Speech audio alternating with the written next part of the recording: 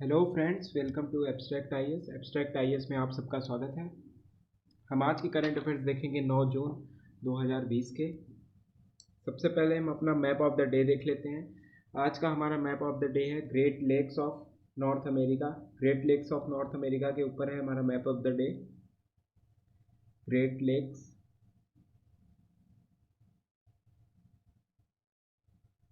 Great lakes of North America के ऊपर है हमारा मैप ऑफ द डे आज का।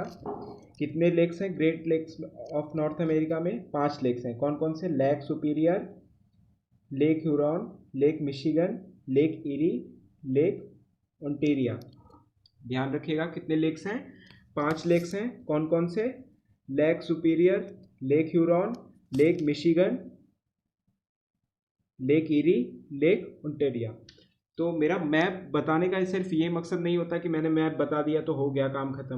मैप बताने का ये मकसद होता है कि मतलब कि उससे एग्जाम में क्वेश्चन कैसे बन सकते हैं, आपको क्वेश्चन कैसे पूछ सकता है। कोई भी लेक अगर न्यूज़ में रहा, जैसे प्रीलिम से पिछले साल ग्रेट लेक से क्वेश्चन आया था कि which of the following great lakes lies completely in USA. कौन सा ऐसा लेक है जो पूरी तरह यूएसए में लाई करता है।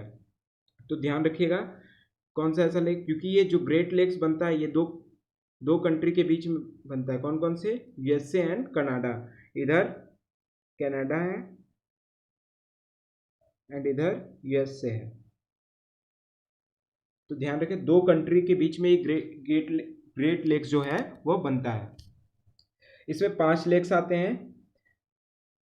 तो जैसे क्वेश्चन आपको कैसे पूछ सकता है एग्जाम में, पूछ दिया कि which of the following great lakes lies completely in USA, तो आपको बताना है। तो lake Michigan lies completely in USA. Lake Michigan जो है वो पूरी तरह यूएसए में लाई। बाकी सारी ग्रेट लेक्स देखेंगे आप, वो हाफ यूएसए में है, हाफ कहाँ है?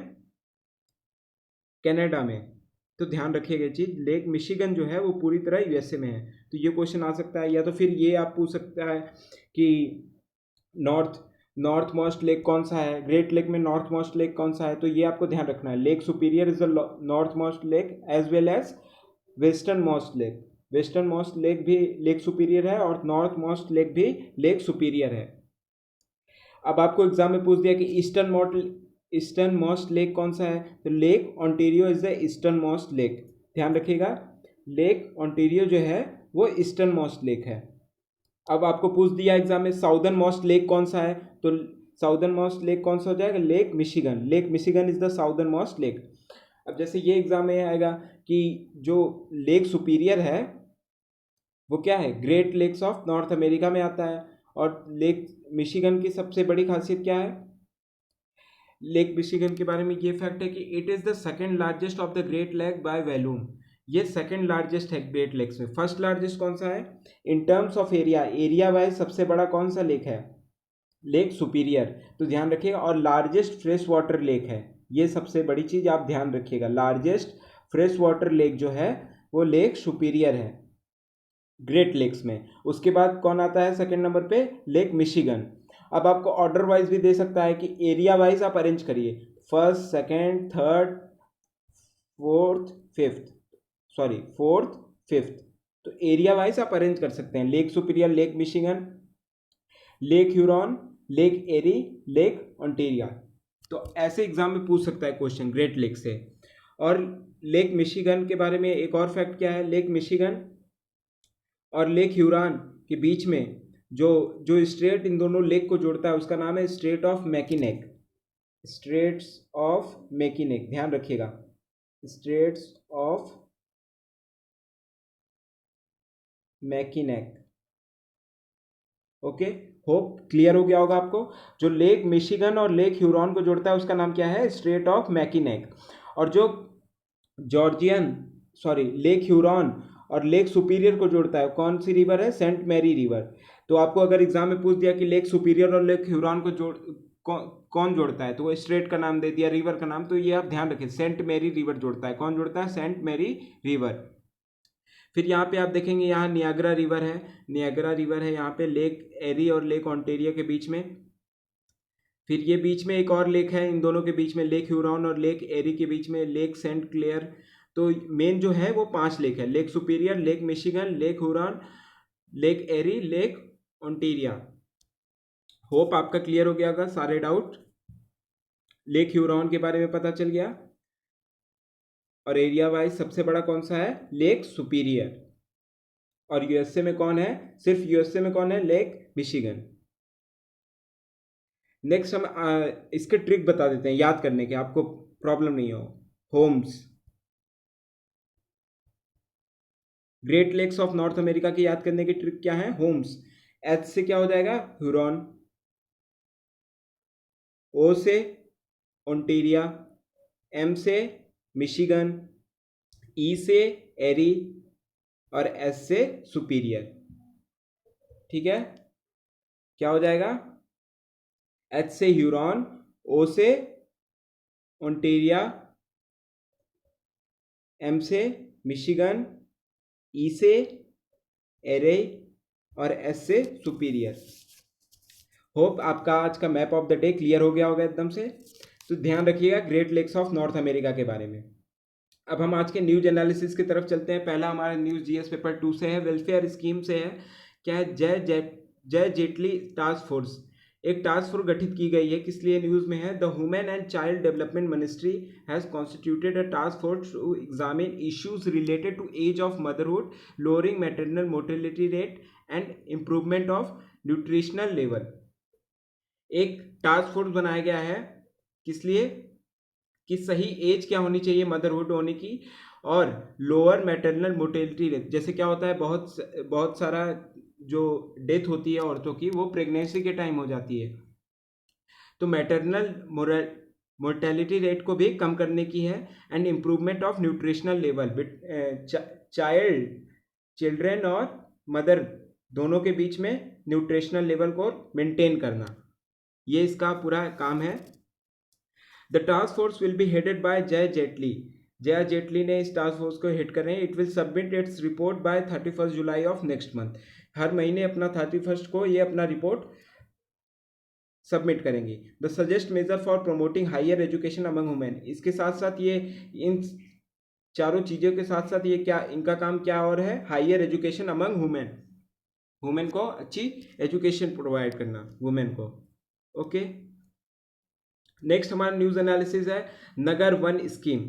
अभी हमने इन्वायरमेंट डे के दिन ये पढ़ा हुआ था कि इंडिया ने जो लॉन्च किया, अर्बन फॉरेस्ट लॉन्च किया, तो उसी पे अब वो स्कीम के बारे में आज हम पढ़ लेते हैं। Union government has announced implementation of Nagar one scheme on the occasion of world environment day 2020, 5 जून। 5 जून को हमारा वर्ल्ड इन्वायरमेंट डे मनाया जाता है, ध्यान रखिएगा आप। और इसी दिन हमारे यूनियन गवर्नमेंट ने अनाउंस किया था नगर वन स्कीम के बारे में, urban forest. To increase forest cover in urban areas by developing 200 urban forest. कितने अर्बन फॉरेस्ट डेवलप करने हैं? 200 across the country in next 5 year. 5 साल का इन्होंने प्लान बना के चला है कि 5 साल में हमें 200 अर्बन फॉरेस्ट डेवलप करने हैं। It will be implemented with people participation भी रहेगा and collaboration between forest department, municipal body, NGOs and corporates. तो आपको एग्जाम में पूछ सकता है कि कौन कौन पार्टिसिपेट कर रहे हैं इसमें, नगर वन स्कीम में। तो कौन कौन है? पीपल पार्टिसिपेशन भी है इसमें, और and collaboration between the forest department, municipal body, NGOs and corporates. The finance for the scheme will be paid for the Campa. कौन इसको फाइनेंस कर रहा है इस स्कीम को? कंपेंसेटरी एफॉरेस्टेशन फंड एक्ट 2016 से इसको फंड फाइनेंस किया जा रहा है। अब ये किससे, ये जो रोल मॉडल ये स्कीम जो गवर्नमेंट के दिमाग में है वो कहाँ से आई? Warje urban forest in Pune Maharashtra will be consider as a role model for this scheme. जो वर्जे अर्बन फॉरेस्ट है पुणे में, वहाँ क्या हुआ था? It is a public private partnership project of Pune that has been successful in converting 16.8 hectare of barren Warje hill into green forest. क्या हुआ था वहाँ पे? जो खाड़ी थी उसको उन्होंने किस में बदल दिया? ग्रीन फॉरेस्ट में। 16.8 हेक्टेयर, जो कि बहुत ही अच्छा काम किया उन्होंने, वर्जे अर्बन फॉरेस्ट, और उसको स्मृति वन भी बोलते हैं। तो ये हम आंसर राइटिंग में यूज़ कर सकते हैं। कोई भी इन्वायरमेंट का आंसर राइटिंग आए तो उसमें ये एक एग्जाम्पल के तौर पे हम यूज़ कर सकते हैं, वर्जे अर्बन फॉरेस्ट और स्मृति वन के बारे में। तो यहीं से गवर्नमेंट ने इस इनिशिएटिव को रोल मॉडल किया है। और ये क्या था? इन्होंने एक बैरन वर्जे हिल को कन्वर्ट कर दिया था पूरा ग्रीन फॉरेस्ट में, जो कि एक पब्लिक प्राइवेट पार्टनरशिप थी। नेक्स्ट हम अपने न्यूज़ एनालिसिस पे चलते हैं। नेक्स्ट हमारा न्यूज़ एनालिसिस है payment infrastructure development fund, PIDF। ये क्या है? Recently the RBI has announce the creation of ₹500 crore PIDF, payment infrastructure development fund. RBI ने क्या अनाउंस किया है? 500 करोड़ का एक फंड अनाउंस किया है। किसके लिए? Payment infrastructure development fund, payment को इंप्रूव करने के लिए। This fund has been created to encourage acquirers to deploy point of sale, point of sale को बढ़ावा देने के लिए इन्होंने ये किया है। Infrastructure both physical and digital in tier 3 to tier 6। क्या होता है? टायर 1 टायर 2 ये सब क्या होते हैं? बहुत डेवलप होते हैं। जहाँ पे सिर्फ ऑनलाइन पेमेंट होती है, वहाँ पे कैश, हमेशा वहाँ पे कैशलेस पेमेंट होती है। और ये आरबीआई ने सोचा है कि टायर 3 और टायर 6 में भी यही चीज़ होना चाहिए। नॉर्थ, खास करके कौन से स्टेट की तरफ ध्यान दिया? North eastern state. The fund will be governed through an advisory council but it will be managed and administered by the RBI. जो फंड है वो उसको गवर्न करेगा, एक एडवाइजरी काउंसिल बनाई जाएगी उसके लिए, लेकिन उसको मैनेज कौन करेगा और एडमिनिस्टर कौन करेगा? RBI. Okay, it has a corpus of ₹500 crore in which the RBI has made an initial contribution of rupees, जो 500 करोड़ का है उसको कैसे कैसे दिया जाएगा? उसमें से 250 करोड़ जो है वो आरबीआई देगा। उसमें फंड में जो 250 करोड़ होगा वो आरबीआई देगा। And the remaining will come from the card issuing bank. Card issuing bank क्या होता है? जैसे हम अपने कार्ड पे देखते हैं वीज़ा कार्ड, रुपए कार्ड, तो वो सब कंपनी के नाम है, तो वो सब भी इसमें सपोर्ट करेंगे अपनी अपनी। बाकी अगर जैसे 500 करोड़ का फंड है, जैसे 480 करोड़ ही हो पाया, 250 करोड़ आरबीआई ने दिया, बाकी सब ने दिया, तो 480, उसमें से भी 20 करोड़ बच रहा है तो वो भी आरबीआई देगी। अगर कोई हेल्प होगा एक्स्ट्रा तो वो भी आरबीआई करेगी। अब इसके बेनिफिट क्या हो सकते हैं? It will give a push to digital payment across India. ये डिजिटल पेमेंट को इंडिया में बढ़ावा देगी। Reduce demand for cash over time, हमेशा कैश की जरूरत को कम करेगी। ओके, अब देखते हैं पीओएस काम कैसे करता है। पीओएस, इसको हम पीओएस बोलते हैं, पॉइंट ऑफ सेल। ध्यान रखिएगा, जो हम कार्ड स्क्रैच करते हैं अपना पेट्रोल पंप पे या मॉल में, तो उसको हम पीओएस मशीन बोलते हैं, पॉइंट ऑफ सेल। ये कैसे काम करता है? If a card is swiped ₹100, मान लीजिए 100 रुपये का हमने कार्ड स्वाइप किया, the bank cuts MDR. MDR होता है मार्जिनल रेट कट होता है, जो 1 रुपये क्या होता है? उनको अलॉट होता है मर्चेंट डील को in this case, and page the petrol pump only ₹99। 1 रुपये इनको चला जाता है बैंक को, जिस बैंक से हमने कार्ड को स्वैप किया है, एंड और पेट्रोल पंप वाले को कितना मिलता है? सिर्फ 99 रुपीज़, मतलब 1 रुपये कट के मिलता है। अब 1 रुपये किसके किसके में बढ़ता है ये भी देखिए। कार्ड इशूइंग बैंक, जो कार्ड बैंक, मतलब ये बैंक हो गया हमारा। अब मान लीजिए वीज़ा कार्ड हमने लिया हुआ है, तो 1 रुपये में से वीज़ा कंपनी को भी जाएगा पैसा कुछ। पेमेंट नेटवर्क, मास्टर वीज़ा रुपए एक्सेट्रा, इन लोग को भी जाएगा। Bank that provided the POS machine, वो बैंक जो पीओएस मशीन प्रोवाइड किया उसको भी जाएगा। तो मतलब ये 1 रुपये 3 भाग में बढ़ता है, ध्यान रखिएगा। कार्ड इशूइंग बैंक, जो कार्ड, जैसे मेरा मान लीजिए मेरा एसबीआई का कार्ड है, तो 1 रुपये में से एसबीआई को भी जाएगा, और वीज़ा, मास्टर कार्ड, रुपए, ये कंपनी जो है उसको भी जाएगा 1 रुपये में से ही। और bank that provided the POS machine, जो पीओएस मशीन हमें मान लीजिए पेटीएम ने हमें प्रोवाइड किया, तो उसको भी जाएगा। तो ध्यान रखिएगा ये बात। The bank merchant deal does not allow the retailer here the petrol pump owner to pass on the MDR charge to the buyer. Okay, hope आपका ये क्लियर हो गया। आप ये पूरा समझ लीजिएगा कैसे वर्क करता है, हाउ एमडीआर वर्क। मतलब जो हम पेमेंट करते हैं जहाँ पे, तो वो पूरा पैसा उनको नहीं मिलता, उसमें से कुछ पैसे कट के, कुछ रुपए कट के ही उनको मिलते हैं। बाकी जो पैसे रहते हैं वो बैंक को ट्रांसफर होते हैं, फिर वहाँ से वो 3 भागों में बढ़ते हैं। ओके, नेक्स्ट हम चलते हैं न्यूज़ आर्टिकल पे। नेक्स्ट हमारा न्यूज़ आर्टिकल है वर्ल्ड ओशियन डे के लिए। वर्ल्ड ओशियन डे थीम क्या है इसका? इस बार का थीम क्या है वर्ल्ड ओशियन डे का? Innovation for a sustainable ocean. हमें ओशियन को कैसे सस्टेन करके रखना है उसके लिए है। ये जून 8 को मनाया जाता है world ocean day. The concept was originally proposed in 1992। 1992 में ये कंसेप्ट आया था by Canada International Centre for Ocean Development, ICOD, and the ocean institute of Canada. Canada ने इसको प्रपोज किया था। And the earth summit, earth 1992 में, ध्यान रखिएगा, अर्थ समिट हुआ था हमारा जो इन्वायरमेंट से रिलेटेड है, अर्थ समिट।